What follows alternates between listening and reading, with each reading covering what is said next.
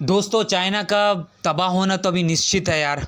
क्योंकि चाइना की इकोनॉमी बुरी तरह से पिट चुकी है और भविष्य में बताया जा रहा है कि और भी ज़्यादा डाउन में जाएगा चाइना की जो इकोनॉमी है। क्योंकि चाइना इस समय बहुत ही बुरे से बुरे हालात में गुजर रहे हैं। वो तो अभी तो टेंशन ये है कि सरवाइव कैसे किया जाए। क्योंकि एक समय जो था पूरे चाइना दुनिया में जो है एक पावरफुल अपना ताकत दिखाने की कोशिश करता था, लेकिन चाइना भी खुद ही अपने मसलों को सुलझा नहीं पा रहे हैं और खुद ऐसा स्थिति हो चुका है कि चाइना कुछ नहीं कर पा रहे हैं। तो क्या हो रहा है, हाल ही में आपको न्यूज़ आ रही होगी कि आपने देखा होगा कि चाइना जो है बहुत ही बड़ा डिफ्लेशंस में चल रहा है। डिफ्लेशंस क्या होता है दोस्तों? देखो, एक तो महंगाई होती है, दूसरे जो डिफ्लेशन, ये इकोनॉमिक टर्म है। महंगाई जब भी इन्फ्लेशन आती है वो काफ़ी हद तक जो है एक नेशन के लिए तो ठीक होती है, लेकिन जब डिफ्लेशन आती है ना तो बुरी तरह से पीट कर जाती है और इसमें ना कुछ भी नहीं कर सकते इंसान। और इसमें सबसे लो नीचे लेवल पे ही जाएंगे, भले वो ऊपर नहीं उठ पाएंगे। तो ये स्थिति हो चुकी है। देखो, डिफ्लेशन जब भी आता है, मान लो कोई स्कूटर बना रहे, कोई कंपनी एक स्कूटर बनाया, उसका लागत आया 1 लाख रुपया, फिर उसको बेचेगा कितना, 1.5 लाख या 2 लाख रुपया में। उसका मतलब कि एस्टिमेट करके वो बेचने की कोशिश करेगा। लेकिन क्या हो रहा है कि उसके जगह जो अभी उसको प्राइस जो मिल रहा है वो 20,000, 30,000, 40,000, मतलब कितने कम में, घाटे में जा रहा है ना। तो ये होती है डिफ्लेशंस। और इसके कारण क्या होगा दोस्तों? इसके कारण जो जो स्कूटर बनाने वाले कंपनी है वो तो नेक्स्ट बार से बिल्कुल भी बनाएगा नहीं, क्योंकि वो तो उम्मीद करके ये बना रहा था बेचारा कि हम उसको 2 लाख में बेचेंगे, 1.5 लाख में बेचेंगे, लेकिन उसको 1 लाख भी अपना लागत भी जो है उसको निकल नहीं पा रहा है। ऐसे में तो टेंशन आएगा और वो पूरी तरह से डिमोटिवेट हो जाएगा और इतने डिमोटिवेट हो जाएगा कि वो अपना काम ही छोड़ के दूसरे काम में लग जाएगा या फिर कुछ और ही करेगा।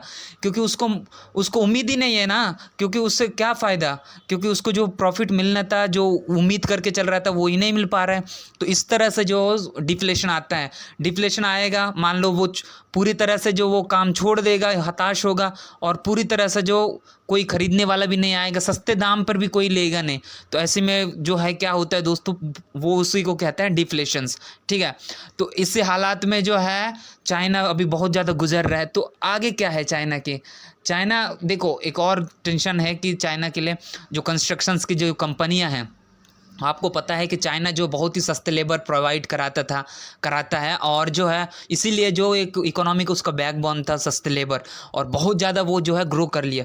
और सबको पता था कि यार कंस्ट्रक्शन में बहुत ज़्यादा पैसा है, तो हर कोई टेंडर लेना चाह रहे हैं, अपने अपने कंपनियां खोल रहे हैं, बिल्डिंगें बना रहे हैं, बड़े बड़ी इमारत बना रहे हैं।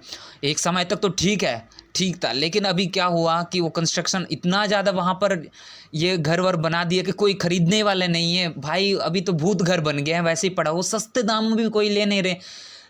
इसलिए जो है जितने भी कंस्ट्रक्शन की कंपनियां हैं वो डिफ़ॉल्ट कर रहे हैं। क्योंकि जब वो कंपनी जो है अपने कंस्ट्रक्शंस को करने के लिए जो है बैंकों से बहुत सारे उधारी लिए थे, लोन लिए थे, लेकिन अभी पैसा उनको आ ही नहीं रहा है। तो ऐसे हालात में जो है वो कंपनी अब बैंकों को पैसा चुका नहीं पा रहे हैं, और तो बैंक भी मांग रहे हैं उनको, बहुत ज़्यादा डिफ़ॉल्ट हो गया है।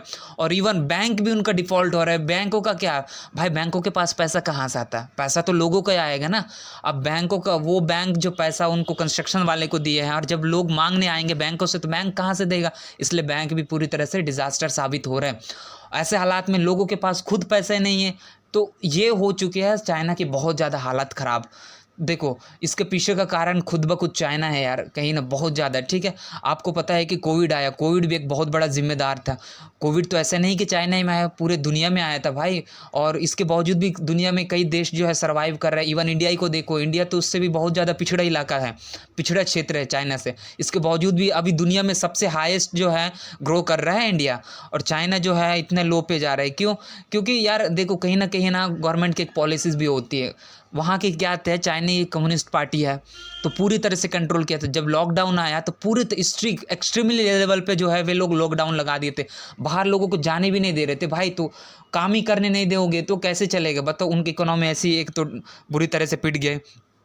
और दूसरे कारण है दोस्तों, उनका एक यूथ था, जो एक यूथ के चलते ही इतने ज़्यादा उन लोग डेवलप कर चुके हैं चाइना।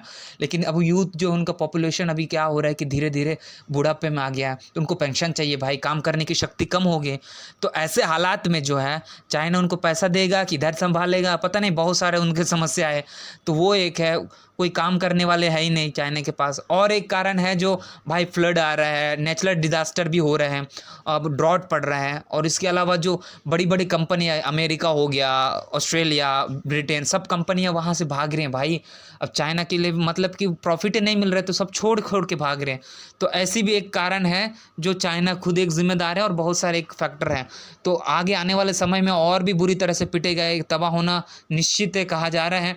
बट चाइना अभी अपने आप को कितना ज़्यादा मेंटेन करके रखता है वो देखने दिलचस्प होगा। और इसके इंडिया के टर्म्स में देखें तो क्या प्रॉफिट है इंडिया के लिए? देखो, इंडिया के लिए तो फ़ायदा है भाई।